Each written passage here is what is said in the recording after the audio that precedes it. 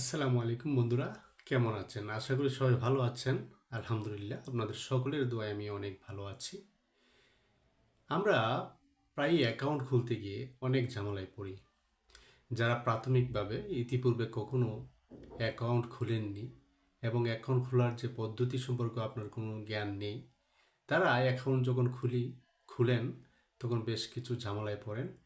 প্রথমত একদিন ব্যাংকে যান, গিয়ে জিজ্ঞেস করেন যে আমি একটা অ্যাকাউন্ট খুলতে চাই, সেই অ্যাকাউন্ট খোলার জন্য আমাকে কি কি করতে হবে, কি কি ডকুমেন্ট নিয়ে আসতে হবে, এই বিষয়গুলি জানার জন্য উনি একদিন ব্যাংকে যান।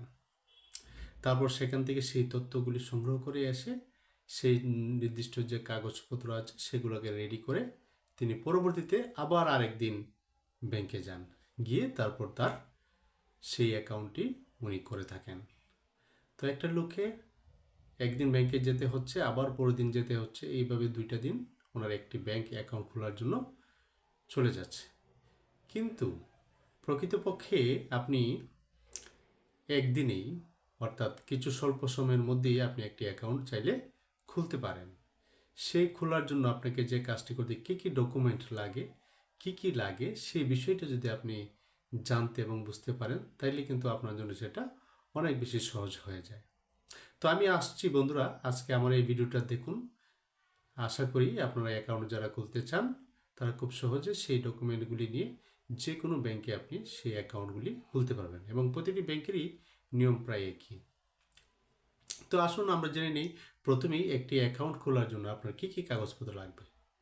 মূলত আমরা জানি একটা অ্যাকাউন্ট খোলার জন্য আপনার যদি জাতীয় পরিচয়পত্র থাকে, সেই জাতীয় পরিচয়পত্রের ফটোকপি এবং আপনার নিজের পাসপোর্ট সাইজের 2টি ছবি লাগবে। এবং আপনি যাকে আপনার অবর্তমানে, অর্থাৎ আপনার মৃত্যুর পরে যাকে আপনি নমিনি করতে চান, তার একটি জাতীয় পরিচয়পত্রের ফটোকপি এবং সেটার তার 2টি পাসপোর্ট সাইজের ছবি, বা কোনো কোনো ব্যাংকে একটি দিলেও নমিনির একটি ছবি হলেও চলে। আর যিনি অ্যাকাউন্ট খুলবেন ওনার 2টি ছবি লাগবে এবং ওনার জাতীয় পরিচয়পত্রের ফটোকপিটি লাগবে। এটা নিয়ে যদি আপনি ব্যাংকে যান, খুব সুন্দরভাবে আপনি আপনার কাজটি করে আসতে পারবেন। এখন প্রশ্ন থাকে, অনেকেরই তো যারা জাতীয় পরিচয়পত্র নেই, বিশেষ করে যারা স্টুডেন্ট বিভিন্ন প্রয়োজনে অ্যাকাউন্ট খুলতে চান, তাদের কিন্তু জাতীয় পরিচয়পত্র নেই। তাদের ক্ষেত্রে কি বিষয়?